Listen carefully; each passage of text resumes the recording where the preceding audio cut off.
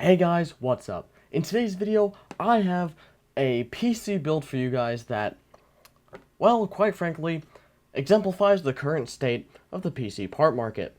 Both first-hand and second-hand parts are extremely inflated in price, lowered in performance, and quite frankly, not a great deal. So in today's video, I have an ultra-budget build that under normal circumstances could cost as low as like $200 to $300, but in today's market could cost you upwards of $500. So I'm going to do a quick build, then we're going to test the performance on a PC that should be better. So this is the point, let's get right into what parts we're using for today's build. So to start off with our platform, we are using a Ryzen 3 1200. Now this is a 4-core, 4-thread CPU, hyper-threading disabled, or SMT, whatever you want to call it. It is the lowest end Ryzen chip that, to my knowledge, exists, and the performance is not amazing. I was able to find this for about 40 bucks, which is generally average, but you'll usually end up finding it for around 60 to 80 in the current market, which is, well, truly terrible. So that's the CPU that we're going to be using for today's build, because it's the most modern and cheapest CPU that I could purchase for a very budget price. This is going to be an ultra budget build, and hey, if the performance is acceptable for the price that you can pay for these parts,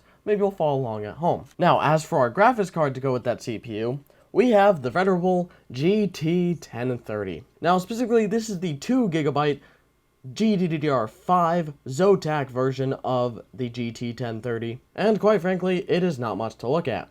It had a low profile bracket, so I had to steal one from a different card that had VGA. This one does not. It rocks one DVI, one HDMI connector, and that's it for our display outs.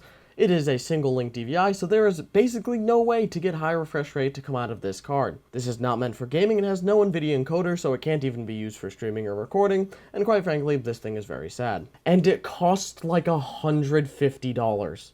If you go on eBay right now, you will find this card for like 150 bucks. Normally, the GTX 1060 or even the 1050 Ti on the low end would occupy that price area, but in today's market, this is what you get.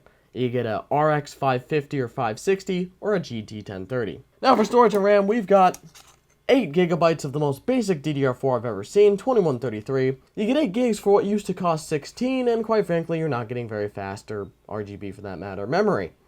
So we've got basic, at least we're keeping a common theme with all of our parts in that we have the black PCB theme and no lights.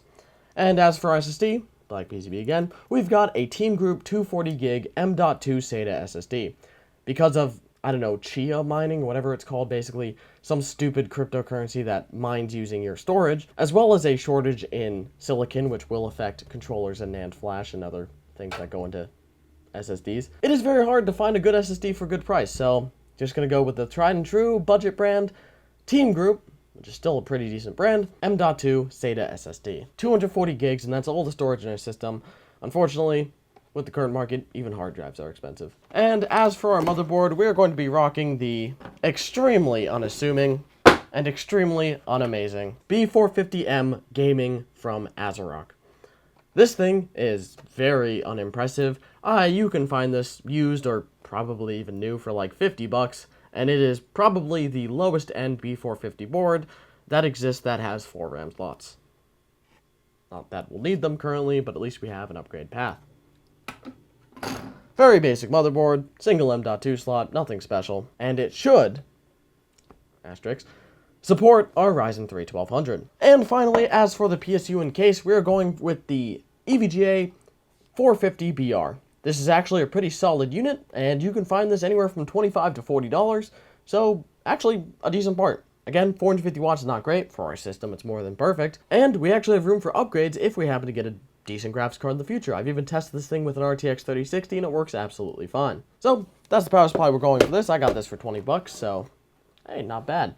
And then for the case, we have the Lian Li LandCool 205M. This is a micro ATX case from Lian Li. It costs about 50 bucks. It does have tempered glass side panels. It has probably the worst airflow I've ever seen. Comes with 2 case fans. I put one in the front, one in the back for intake and exhaust, kind of a standard airflow design, and really nothing special. So if you're building a super inexpensive PC, you might even go for a cheaper case, something more like $30, $40 as opposed to the 50 that this costs on average. But I got an open box at Micro Center for 35 bucks, so I'm not too mad at that. So real quick, let's put together our motherboard and talk about what the hell is going on. Now, I'm going to be honest.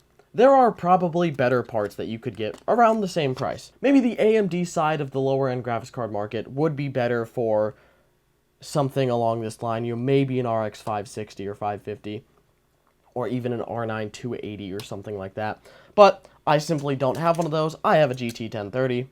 So that's what I'm going to be using for today's build. And although it's not the best looking thing on the planet, again, no RGB or anything, it is pretty nice to, if you know, maybe you'll end up spending a few extra dollars when trying to match over getting like green PCB SSDs and RAM. But if you spend a couple extra bucks, you can get all black PCB stuff nowadays, and it doesn't look half bad. Real quick, let's just use some Arctic MX4 to mount our cooler, just like so. I'm not using it to mount the cooler, I'm using it to be thermal paste, but you get the point. AMD logo facing up. Again, we're just going with the stock Wraith Stealth cooler that came with the CPU. For something like a Ryzen 3 1200, stock cooling, absolutely, honestly, overkill half the time. This CPU does not get hot. It is really underpowered. But that's kind of the point. It's like the worst CPU they make. And with almost zero effort, our motherboard is complete. That is our don't break that. Our storage, cooler, RAM, CPU, all in one place. And we're actually should be good to put this right in our case. So I'm going to, well, throw this stuff in the case, and we'll see how it looks. I'll be right back. I don't know when my camera stopped recording, but the SSD I was using is apparently too slow. So back to the Kingston KC600. Link in the description below if you want to check that out. Great SSD, not sponsored. So we are booted into our BIOS though. Now, I knew that would happen. I will admit, I stole this board from a CyberPower PC pre-built, so that's why we have a CyberPower PC boot screen and stuff. I just need to say this motherboard is so bad, it literally has 2 PWM fan headers and 1 non-PWM, and one of them is the CPU fan. So it only has one, so unless you have a splitter, both the case fans in this case, which happen to be PWM, thankfully, one of them's just going to run at full speed, which the front one is.